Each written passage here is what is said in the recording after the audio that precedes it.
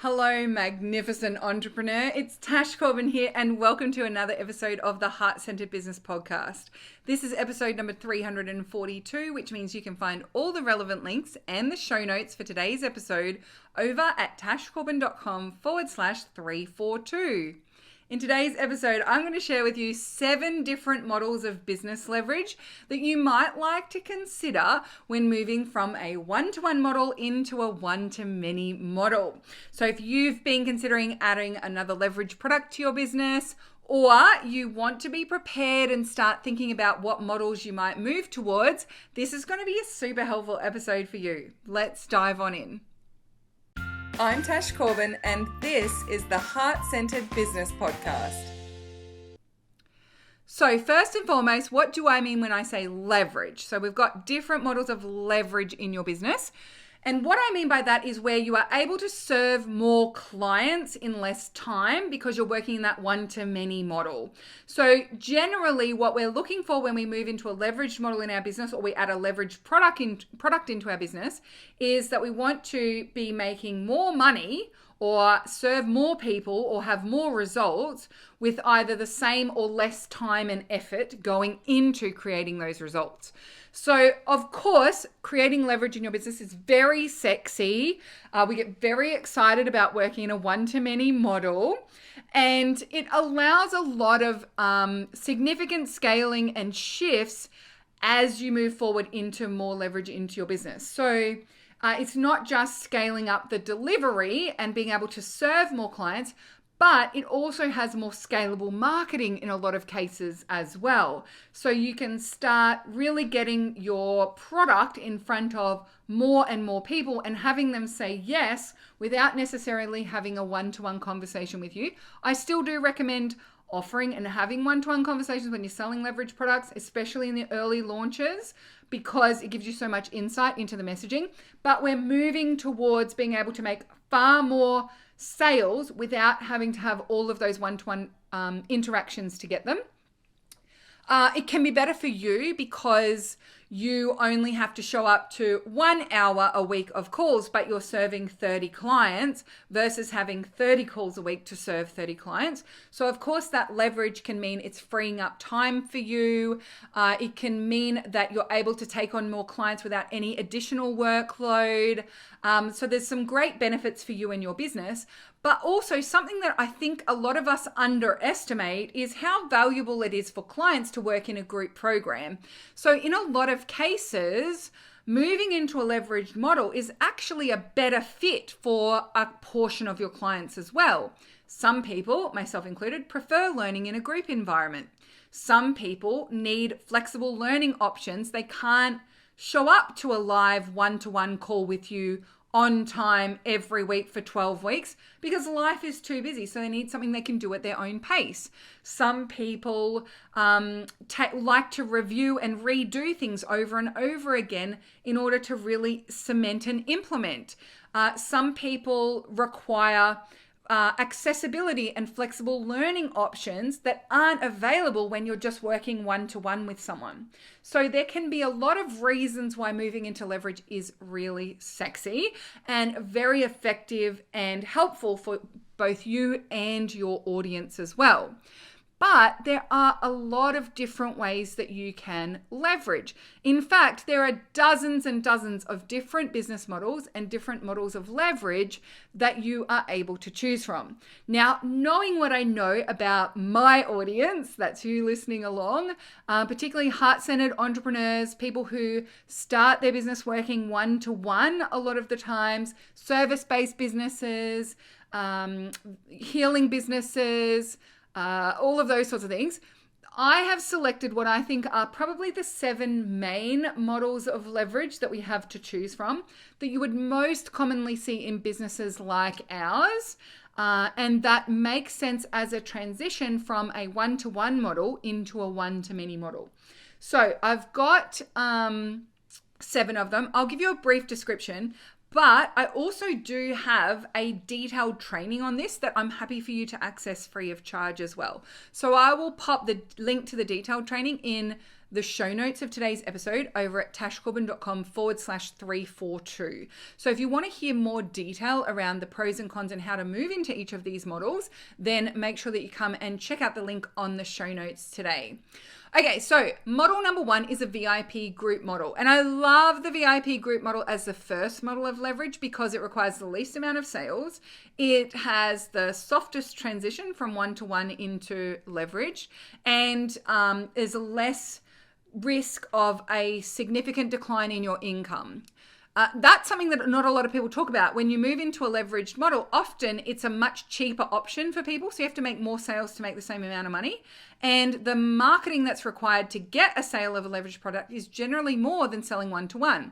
So you have to do more marketing. You have to get more sales to make the same amount of money in the first instance. Whereas if you move into a VIP group, you can still charge premium pricing. You're only requiring a small handful of people to join, and you get to practice delivering at a one-to-many way. You can still use high connection strategies to get the sales, but you can practice selling in a one-to-many way as well. And it's the softest and most gentlest transition in my experience. So that's option number 1, offering a small VIP group model of something, whether it's evergreen or a course, or whether, start and finish, whether it's a mastermind. Like, there's lots of different ways to do it, but VIP group model is model number 1. Model number 2 is the course model. So creating a self-study or facilitated with some live components course, online course that takes people from one space to another through online learning of some sort. That can be live, it can be pre-recorded, it can have live components, it can be completely self-study. There's lots of different ways to do it within the course model, but the course model is another one that's very helpful because particularly for service-based businesses, a lot of what we do with our one-to-one clients ends up being very common amongst our clients. You can see there was a step-by-step process that most people roughly followed. So that's something that can then be translated into a step-by-step process that people can follow on their own or follow in a group environment as well. So course model can be very sexy for us to move into. It can be very effective, particularly in the service-based businesses. And it also, course model is great because you don't have to change niches. You're delivering the same outcome to the same niche, just with a different delivery model. And so there's not a lot of messaging change that needs to happen. It's also a very simple and effective transition in most cases into a course model. Model number 3 is the membership model. So it's similar to the course model, but it's a recurring payment. So rather than paying $1,000 to do a course or, a payment plan of 4 payments of $250, people are joining with the expectation that they're going to remain in there for an extended period of time, and they'll pay for that privilege consistently. So it might be a membership where people pay $75 a month to be part of that membership, and it's an ongoing payment. The payment plan is never done. So a membership model generally has a monthly, quarterly, or yearly payment attached to it, and that's an ongoing model of delivery. Now, a membership model is similar to a course model in that it can be for the exact same niche, with the exact same process and the exact same messaging. But with a membership model, there needs to be a reason why it's an ongoing relationship, why it's an ongoing delivery. Where a course generally teaches a process that's more complex, but once you've taught it, they get it, they're on their way. A membership often is for something that's less complex. It's faster to learn, but it takes a lot more practice to implement consistently. So, for example, you might have a course on how to cook healthier meals for your children, and it's got like a different recipe to try each week, plus some tips for shopping, some tips for pantry, meal prep, those sorts of things. And like once you've learned it, right? And that's it. But then you might also, within that same niche, there might be something that's simple like meal planning, that it's simple to learn how to do a meal plan, but the practice of doing it over and over and building your template bank and your recipe bank and your understanding of what's a staple and what needs to be purchased and all that kind of stuff might take practice, and it might take putting some time aside. So a membership model might be used for teaching meal planning, but then also having that accountability and that sharing of different recipes and setting aside the time to do the meal planning. So we all do our meal planning together on a Sunday afternoon.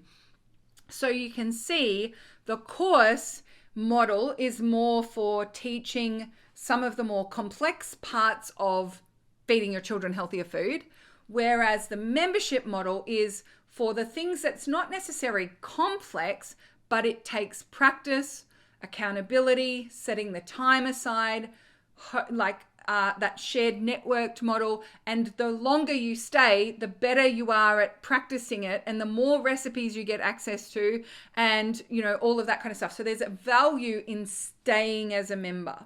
So that's a basic example of the differences between courses and memberships. But a lot of people's assumptions about what fits a course better and what fits a membership is often not true. And the things that you think you have to do a membership to get, like recurring income, you can actually get from a course as well. Or the things that you think you have to do a course for, like being high ticket, you can do a high ticket membership as well.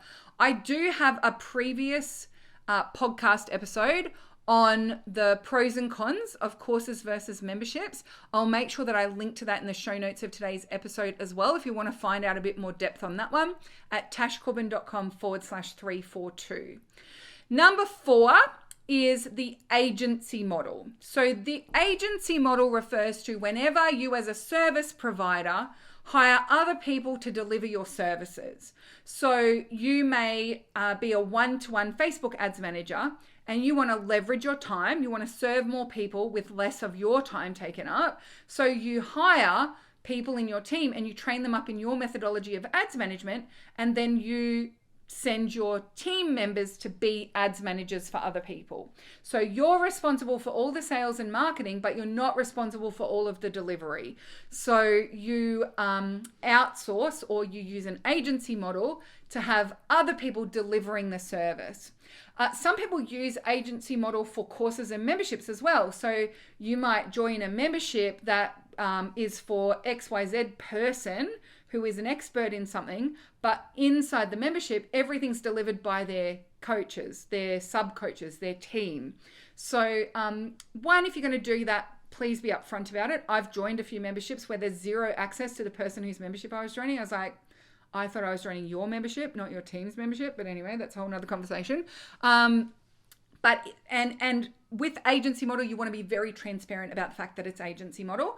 But that lends itself to creating a lot of credibility in certain niches. So things like website development and social media management, and like where it's delivering a technical service or something along those lines, saying that you have 6 experts on hand that would be able to run your ads for you actually makes your business look bigger, right? Like that creates its own level of credibility. Not everything feels like it has to be the business owner delivering it in order for me to get the best results.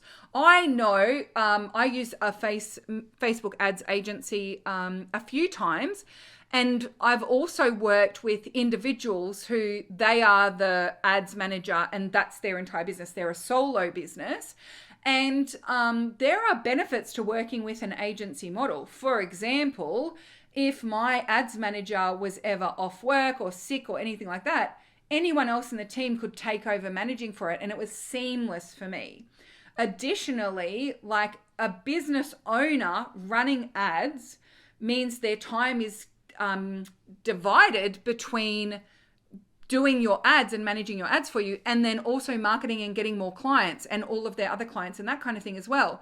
And so I found, it's not always the case, but sometimes working with an agency, they're far more responsive, and the person who's working with you is solely focused on delivering great outcomes for you.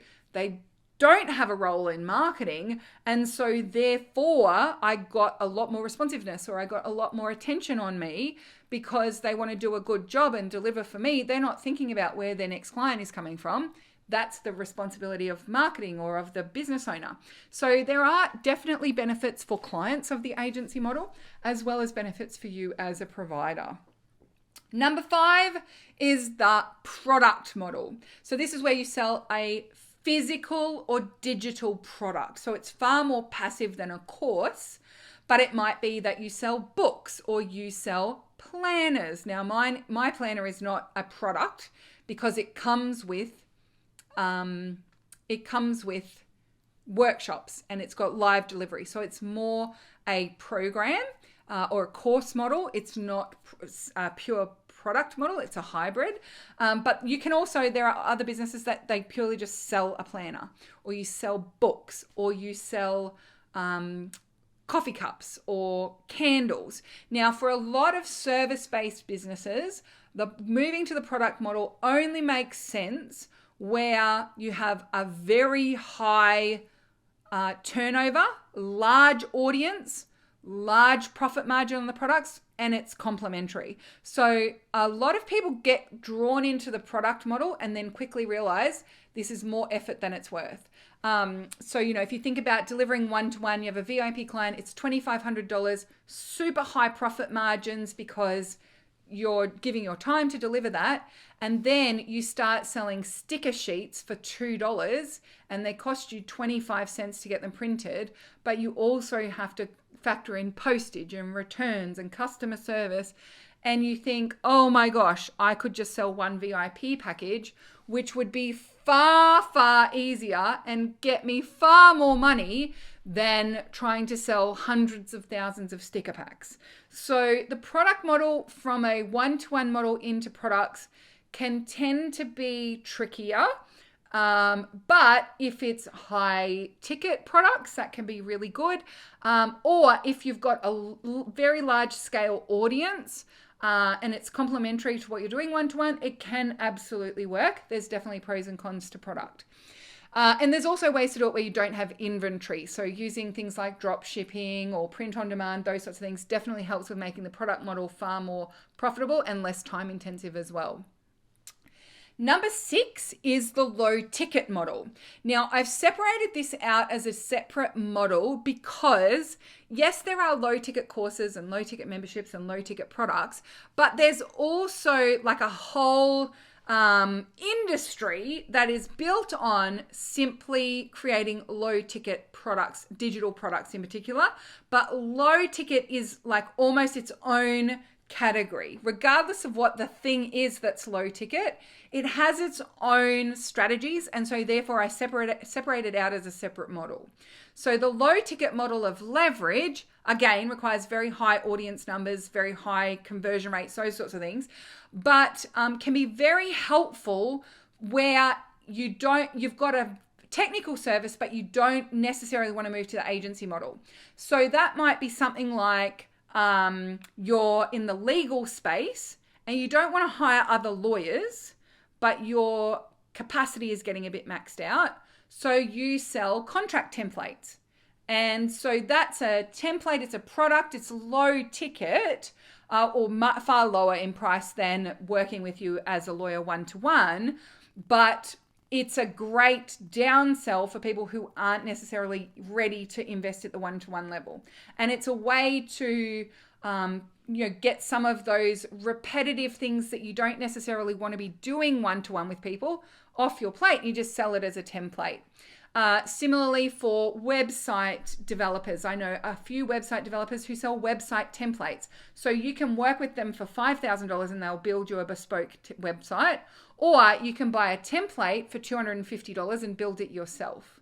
So that can work for particularly those more technical type services. It's a good fit because there's a big gap between someone who wants to buy a low ticket and someone who wants to work with you VIP. It doesn't devalue your VIP as much. And especially if you don't have courses. If you have a high ticket course or a VIP group program or a membership, low ticket can actually erode value from those other leveraged models in your business. So be mindful. Sometimes you're better off having free and high ticket when it comes to leverage and not having low ticket in between, because it can create a gap in perception of value. And also something that happened for me was When Takeoff became a $2,000 program, I brought in a low ticket course that was like the pre-Takeoff stuff. But what that ended up doing was it delayed people joining the Takeoff program, because even though people had only spent $50 or $100 on that product, they didn't want to buy anything else until they'd finished it, or they didn't want to buy anything else until they'd got all the value that they could and they'd implemented it 100%. It created a lot of perfectionism. And so where people would normally do my free stuff and then join the Takeoff program within 60 to 90 days, if they did my free stuff and bought low ticket, it would take them 3 to 4 times as long to then come and join the Takeoff program. Now, I know there are lots of marketers out there who sell the idea that tripwires and getting low ticket gets sales in the door far quicker and increases the likelihood that they'll buy the next thing. But that's not always the truth. It's not always the case. And a lot of the time, the way that the strategy is taught is that you don't deliver with the low ticket. You under deliver. So the people who get this to work really well often will make lofty promises of what the low ticket thing will deliver. But then on the inside, it's far less detailed than you would think, or it's far less involved, or far less valuable to the person than they had perceived. Oh, I see. It's only this or it's only that. It doesn't actually give me the whole picture. And then because it doesn't give the whole picture, it's a faster upsell to the high ticket and into the next thing. Also, they will use a lot of scarcity and urgency tactics. So if you've ever purchased something low ticket before, you get this countdown time that says you've got 42 minutes to upgrade to the $1,000 thing and you will never get it this cheap again. And so they're creating pressure and urgency to force that decision without actually you ever having done the low ticket thing. They use the low ticket thing more as a tool, a marketing tool, than actually something that's delivering anything. And so the people that I work with and people listening to my podcast, generally that's out of values alignment to them. It feels like it's not in integrity to create something that doesn't deliver, or to create something that you don't want people to actually do. And so because they don't use those fear, urgency, and scarcity tactics, it doesn't convert as well as they were promised. And actually, they would be better off not having that low ticket thing in the middle. So low ticket definitely has its place, but there can be some risks with it. And sometimes it can reduce the effectiveness of an existing funnel or launch, even though everyone out there would have you believe that a low ticket thing is always going to increase conversion. That's definitely not the case. Number 7, the final model that I see as mostly being aligned with our community is the event model. And so this is running conferences, running retreats, running workshops, in-person workshops, going on a speaking tour, those sorts of things. Again, there's pros and cons to different types of events and adding events to your business model. But it can be a very good model for those people who particularly aspire to be on the speaking circuit, people who love doing the in-person connection, people who love curating luxury experiences and facilitating retreats. A lot of people that I work with have events on their list of things that they would love to offer in their business. And I think it's a really great thing to add to your business model when you've nailed the foundations of the one-to-one. I think one of the biggest mistakes I see people make with the event model is they move into events too soon. They don't have a large enough audience, and they just end up running so many puny little events with 3 people there, or they just don't get the numbers that they need for the type of event that they were putting together, and they find themselves feeling really frustrated. I see that a lot with moving to retreats too soon. People just assume everyone's going to want this. This is amazing. It's sexy. It's so luxury. It's so amazing. And then they get no one buy, or worse, they get one person buy, and you budgeted everything based on 8 people coming on this retreat, and it's actually making a loss if only one person comes. So then you have to cancel on the person. That's not fun. Or running like low ticket events, and you need 100 people in the room for it to make sense, and you get 16, and that can be really demoralizing. So we want to make sure we've got proof of concept for moving into the event model and a large enough audience for the event model to make sense.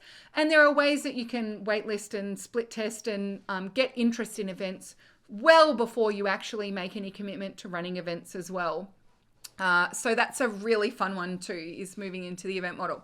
So that is the 7 models of business leverage that I see most people in the heart-centered space would find the most helpful or the most aligned to the work that we do.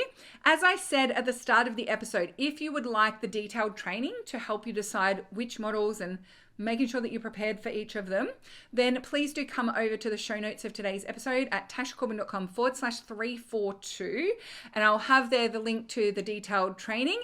And also I will have the link there to that podcast episode around choosing between a course and a membership, and the pros and cons of each model and what can and can't be achieved with each model as well.